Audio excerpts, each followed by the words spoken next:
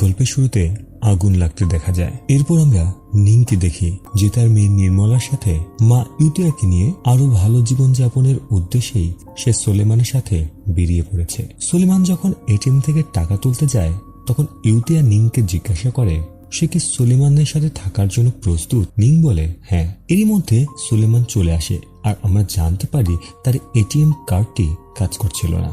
টাকা খরচ করার বদলে উল্টো সে নিংয়ের কাছ থেকেই টাকা ধার নেয়। এর বেশ কিছু মাস পরে অন্ধকার রাতে নদীর ধারের একটি দৃশ্য দেখতে পাই যেখানে সুলেমান নিংয়ের সাথে এসেছিল। নিংকে দেখে মনে হচ্ছিল সে সুলেমানের সাথে মোটেও খুশি নয়, কেননা সে জেনে গিয়েছিল যে আসলে সুলেমান একজন ধোঁকাবাজ ব্যক্তি যে বিভিন্নভাবে মানুষদেরকে ঠকিয়ে তাদের কাছ থেকে টাকা হাতিয়ে নেয়। আর যখন টাকা ফেরতের সময় আসে তখন সে সেই স্থান থেকে পালিয়ে যায়। এখন বর্তমান সময়ে সুলেমান নিং, তার সন্তান ও তার মায়ের সাথে খুবই খারাপ আচরণ করত।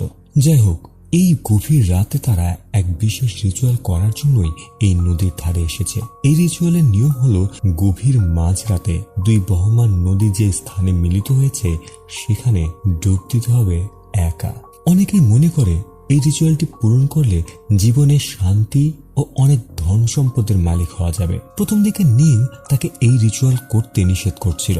এই কথা শুনে সুলেমান রেগে নিংকে আঘাত করতে থাকে। উপায় না পেয়ে নিং রাজি হয়ে যায় আর তাই সে একটি দড়ি নিজের কোমরের সাথে বেঁধে দড়ির অপর প্রান্তটি নিংকে ধরতে বলে, যেন ডুব দেওয়ার সময় এই বহমান নদীর কারণে যদি সে জ্ঞান হারিয়ে ফেলে বা স্রোতে ভেসে যেতে নেয় তখন যেন নিং তাকে টেনে ধরে রাখতে পারে। কিন্তু বর্তমানে নিং সুলেমানকে ঘৃণা করতে শুরু করেছে।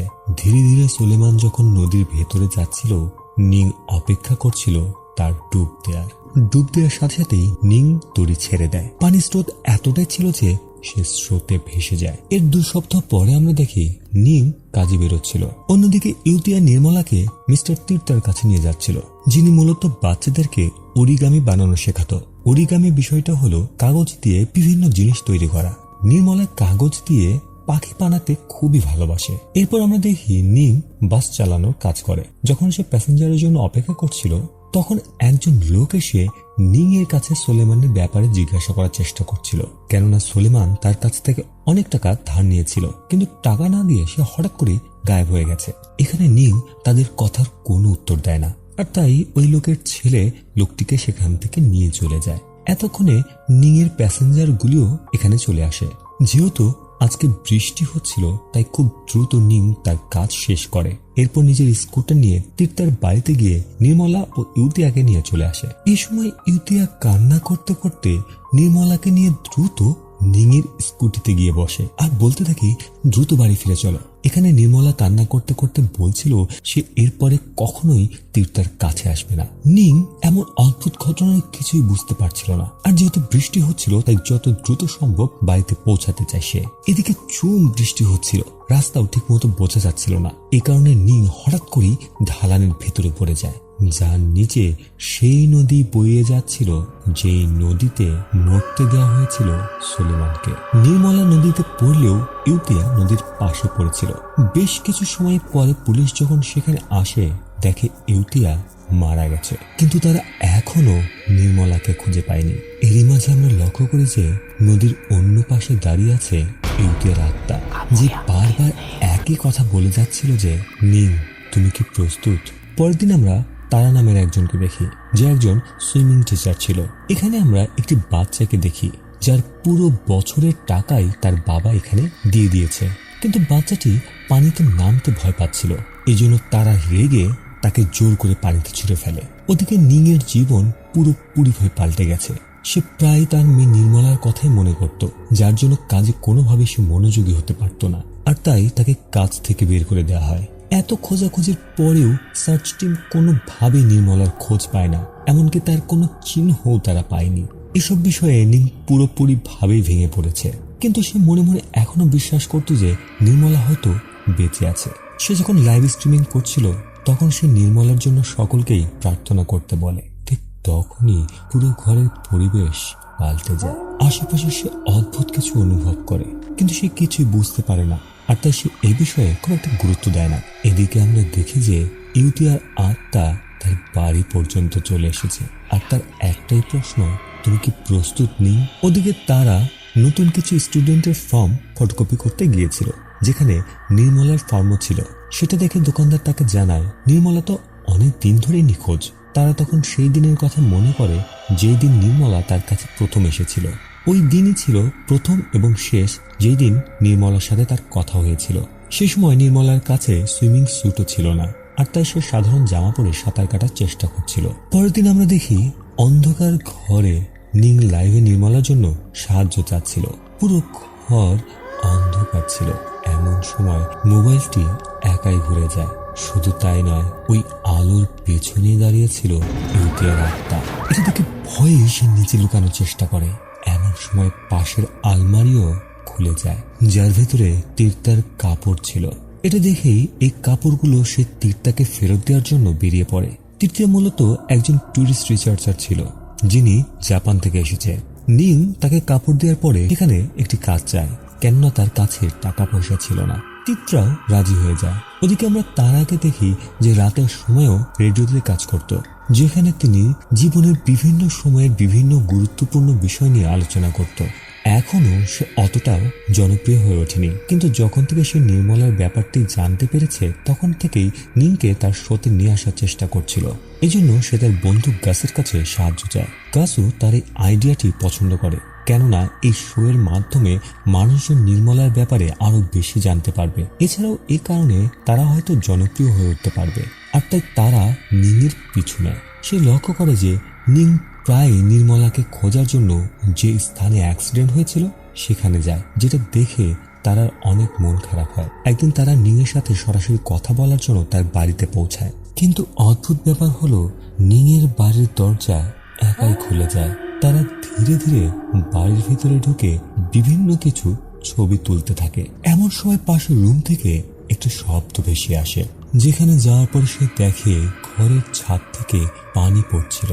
হঠাৎ করে দেখে সেই পানি আর পানি নয়, সেগুলো ছিল রক্ত। এটা দেখে সে ভয়ে বাড়ি থেকে বাইরে বেরিয়ে আসে। আর ঘরের ভেতরে আমরা ইউতিয়ার আত্মাকে দেখি, যে আসলে জানার চেষ্টা করছিল তারা আসলে কে।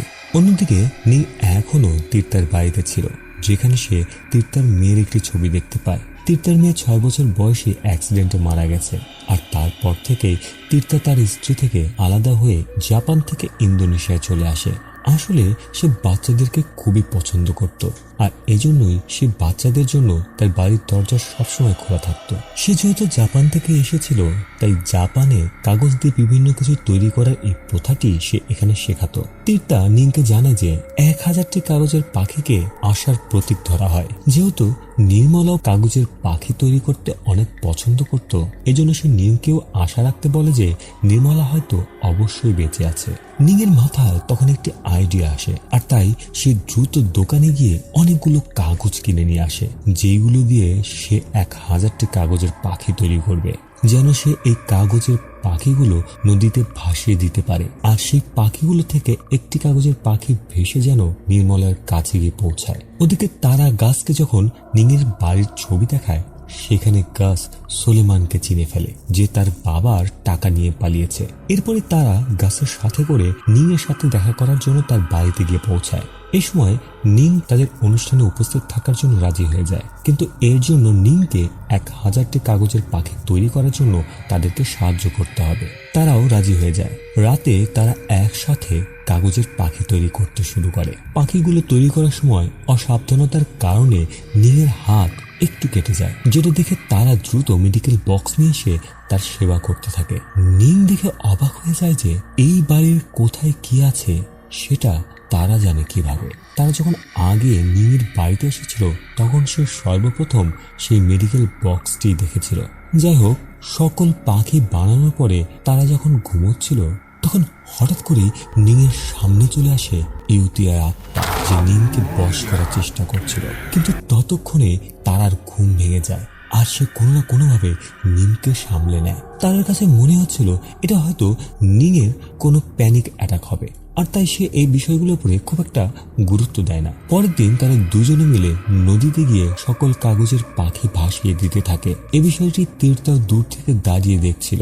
আজকে সন্ধ্যায় তারা নিংয়ের ইন্টারভিউ নেবে, আপাতত সে নিংকে তার বাসায় নামিয়ে দিয়ে তার বন্ধু গাছের বাড়িতে চলে যায়। এই সময় সে তারাকে এক কবিরাজের খোঁজ দেয়, যিনি অনেকবার পুলিশদেরকে সাহায্য করেছে অপরাধীদের ধরার জন্য। হয়তো এই কবিরাজ নির্মলাকেও খুঁজে বের করতে সাহায্য করতে পারে। তারাও ভাবতে থাকে সে নিংয়ের সাথে এই ব্যাপারে আলোচনা করবে। এদিকে রাতে অনুষ্ঠান শেষ হওয়ার পরে তারা নিংকে সেই কবিরাজের ব্যাপারে বলে। নিংও তার সাথে দেখা করতে রাজি হয়ে যায়। এরপর গাছ তাদেরকে ওই কবিরাজের কাছে নিয়ে যায়। তাদের সাথে কথা বলতে বলতে কবিরাজ জানায় যে নির্মলা নিংয়ের অতীতের কিছু কর্মকাণ্ডের কারণেই এক অন্ধকার জগতে আটকে আছে, আর সেখান থেকে নির্মলাকে তখনই বের করা যাবে যখন নিং তার অতীতের কৃতকর্মের কাছে ক্ষমা চেয়ে প্রায়শ্চিত্ত করবে। এই প্রায়শ্চিত্তর কথা শুনে নিংয়ের সেই সময়ের কথা মনে পড়ে যায়, যেটা আমরা গল্পের শুরুতে আগুন লাগতে দেখেছিলাম। এরপরে সে দ্রুত তারাকে সাথে করে নিয়ে সেই রাতে তার পুরনো গ্রামে চলে যায়। এখন সে মনে করছে হয়তো সে তার প্রথম স্বামীকে ছেড়ে এসে জীবনের অনেক বড় ভুল করেছে। এই সময় অতীত থেকে আমরা একটু জানতে পারি যে নিংয়ের প্রথম স্বামীর বাইকের অনেক শখ ছিল, কিন্তু এতে ঘরের খরচ তো আর মেটানো যেত না। পরিবারের আর্থিক অবস্থা এত অবনতি হওয়া সত্ত্বেও সে তার বাইক নিয়েই পড়ে থাকতো, যার ফলে নিং তার প্রথম স্বামী ও তার মাকে ছেড়ে দিয়েছিল। এরপর সে ইউতিয়া ও নির্মলাকে নিয়ে সোলেমানের সাথে বেরিয়ে পড়ে। নিং চলে যাওয়ার পরপরই অসাবধানতা বশত তার স্বামীর বাইকটিতে আগুন ধরে যায়। সে আগুনে তার স্বামীও পড়তে থাকে। আগুনে পড়লেও সে প্রাণে বেঁচে যায়, কিন্তু তার অবস্থা খুবই করুণ ছিল। নিং এখন বেরিয়েছে তার প্রথম স্বামীর কাছে ক্ষমা চাওয়ার জন্য, কেননা তার এই অবস্থার জন্য একমাত্র নিংই দায়ী। নিং হসপিটালে গিয়ে জানতে পারে যে ওই দিনের পর থেকে তার স্বামী অনেকবার চেষ্টা করেছে আত্মহত্যা করার, কেননা মানসিকভাবে সে পুরোপুরি ভেঙে গিয়েছিল। এরপরে নিং তার কাছে গিয়ে পুরো অবস্থার ঘটনাটি তাকে বলতে বলতে কান্না করে ফেলে। তারা চুপ করে জানালার বাইরে দাঁড়িয়ে নিংয়ের ভিডিও করছিল। নিংয়ের স্বামী তাকে ক্ষমা করে দেয়, আর সে চাচ্ছিল নিং যেন তাকে প্রাণে মেরে ফেলে। নিং তার প্রায়শ্চিত্তর জন্য তার স্বামীকে কষ্টের হাত থেকে মুক্ত করে দেওয়ার জন্য তাকে মেরে ফেলতেই যাচ্ছিল, ঠিক তখনই সে থেমে যায়। কিন্তু এদিকে তার স্বামী নিজে থেকেই নিজেকে আঘাত করতে শুরু করে দেয়, যার ফলে সে সেখানেই মারা যায়। এদিকে নিং ও তারা দুজনই এই বিষয়টি দেখে অনেক ভয় পেয়ে যায়। তারা যখন পুনরায় তাদের বাড়ি ফিরে আসে, তারা দুজনে একে অপরের সাথে কোনো কথা বলে না। এরপর তারা তাদের নিজ বাড়িতে ফিরে যায়। নিং স্বাভাবিক থাকার চেষ্টা করছিল, আর সে তার বাড়ি ফিরে এসে লাইভ স্ট্রিমিং চালু করে, যেখানে সে মেকআপের বিভিন্ন টিপস দিচ্ছিল। কিন্তু সে যখন ময়শ্চারাইজারটি ব্যবহার করছিল, হঠাৎ করে রিং লাইটের ভেতর থেকে বেরিয়ে আসতে থাকে তার মৃত স্বামীর দগ্ধ হাত। এখন তার স্বামীর আত্মাও নিংয়ের বাড়িতে চলে এসেছে। এই ঘটনার কারণে নিং এতটাই ভয় পায় যে সে ওই রাতে আর তার বাড়িতে থাকে না, বরং সে তীর্থার বাড়িতে চলে যায়। বর্তমানে সে প্রার্থনার ঘরে ছিল। সে নিংকে তার ঘরে ঘুমোতে বলে। এদিকে নিং যখন ঘুমোচ্ছিল, বারবার নির্মলার কথাই তার মনে পড়ছিল।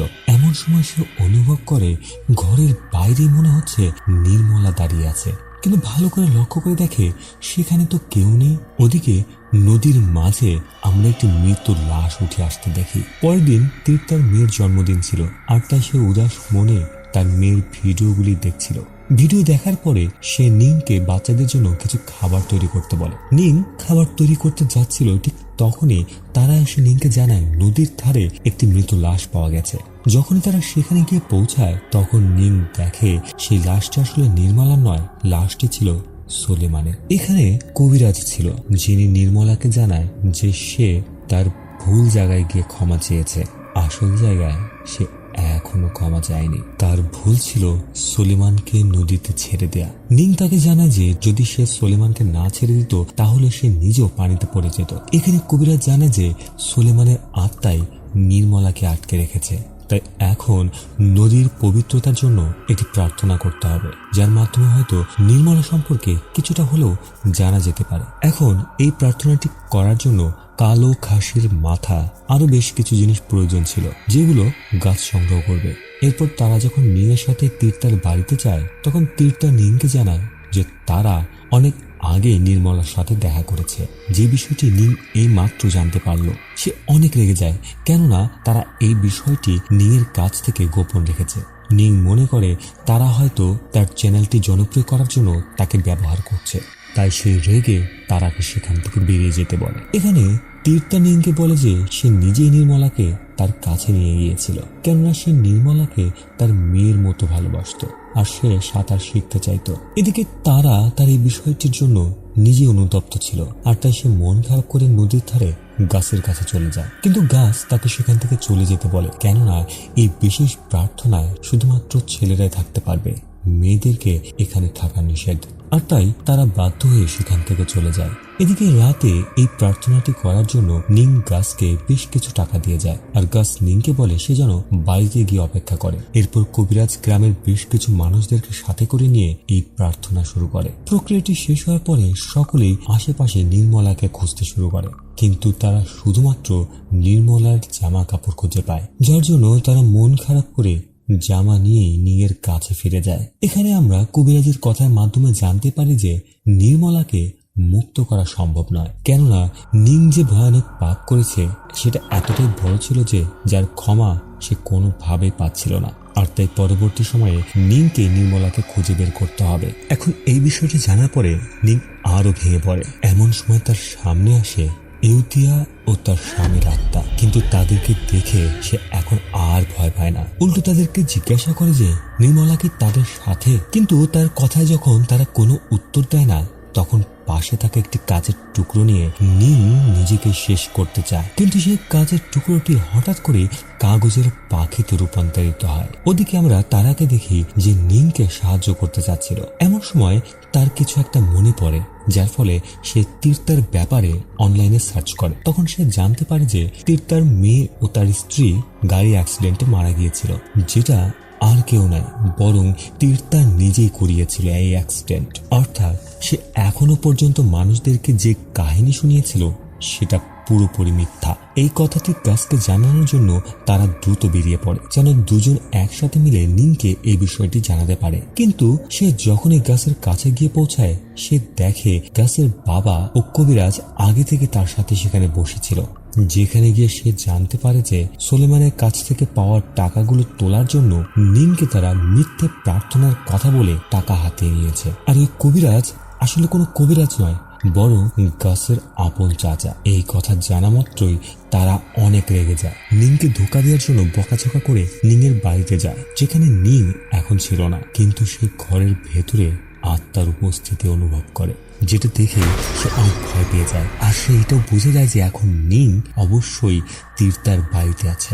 নিং যখন তীর্থার বাড়িতে ছিল তখন সে তীর্থার কাছ থেকে জানার চেষ্টা করে যে যেই দিন স্কুটি নিয়ে নিংয়ের অ্যাক্সিডেন্ট হয়েছিল, সেই দিন নির্মলা ইউতিয়াকে এটাই বারবার বলছিল যে সে আপনার কাছে আর কখনোই আসবে না। আর তারা দুজনেই কান্নাকাটি করছিল। আর নির্মলা এটাও বলছিল যে আপনি তাকে আঘাত করেছেন, এখন আমাকে বলেন এর অর্থ কি ছিল। এখানে তীর্থা প্রথম কথা ঘুরিয়ে পেঁচিয়ে বলার চেষ্টা করছিল, কিন্তু এক পর্যায়ে সে এটা বলে যে সেই দিন নির্মলা সিঁড়ি থেকে পড়ে গিয়ে আঘাত পেয়েছিল। এর কথাই হয়তো আপনাকে বলেছে। নিংয়ের কাছে বিষয়টি অদ্ভুত লাগে, আর তাই সে পুরো ঘটনাটি শুনতে চায়। এরপরে তীর্থা তাকে বলে যে নির্মলা দেখতে একদমই তার মেয়ের মতো ছিল। তার মেয়ে অনেক দুষ্ট ছিল, আর তীর্থা দুষ্ট বাচ্চাদেরকে মোটেও পছন্দ করত না, আর তাই সে রেগে নিজেই নিজের মেয়েকে মেরে ফেলেছে। এরপরে সে যখন নির্মলাকে দেখে তখন সে পুনরায় তার মেয়ের কথা মনে করতে থাকে। সেদিন সে নির্মলার জন্য একটি জামাও কিনেছিল, আর জামাটি যখন পরে একদম নির্মলাকে তার মেয়ের মতোই মনে হচ্ছিল, আর তাই সে আদর করে তাকে বুকে জড়িয়ে নিয়েছিল, যার ফলে নির্মলা একটু ভয় পেয়ে যায়, আর তাই সে পালানোর চেষ্টা করছিল। ঠিক তখনই সে সিঁড়ি থেকে পড়ে যায়। ইউতিয়াও ততক্ষণে সেখানে চলে এসেছিল, আর সে মনে করছিল তীর্থা হয়তো নির্মলার সাথে বাজে কিছু করতে পারে, আর তাই সে নির্মলাকে সাথে করে নিয়ে তার বাড়ি থেকে বেরিয়ে যায়। এখানে তীর্থা তাদের কাছে পৌঁছানোর আগেই নিং তাদেরকে স্কুটি করে নিয়ে চলে যায়। এরপরে তীর্থা গাড়ি নিয়ে তাদের পিছু নিয়েছিল, আর অ্যাক্সিডেন্টের পরেই সে নির্মলাকে খুঁজে পেয়েছিল, যাকে এখনো পর্যন্ত তার প্রার্থনার ঘরে রাখা হয়েছে। আপনাদের হয়তো মনে আছে, নিং যখন সেই রাতে তীর্থার বাড়িতে থাকার জন্য এসেছিল, তখন তীর্থা প্রার্থনার ঘরে ছিল। অর্থাৎ নিং যখন তার বাড়িতে ছিল, তখন নিং যেন এই বিষয়টি বুঝতে না পারে, তাই সে প্রার্থনার ঘরে গিয়ে নির্মলাকে লুকানোর চেষ্টা করছিল। আর নির্মলা যখন বুঝতে পেরেছিল যে তার মা এই বাড়িতে এসেছে, তাই সে কোনো না কোনোভাবে পালিয়ে তার মা যে ঘরে ঘুমিয়েছিল তার দরজার কাছে এসেছিল, যেটা এক পলক নিং দেখেও ছিল।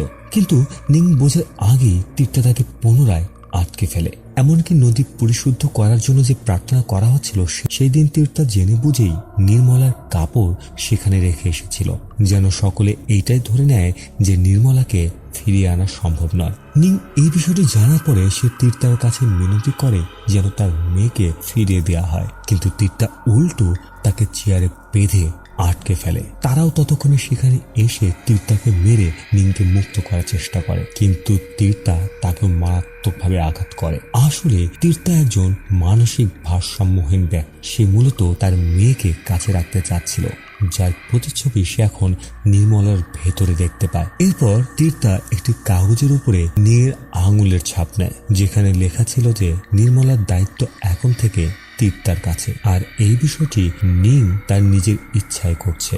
ঠিক তখনই সেখানকার আলো নিভু নিভু হতে থাকে।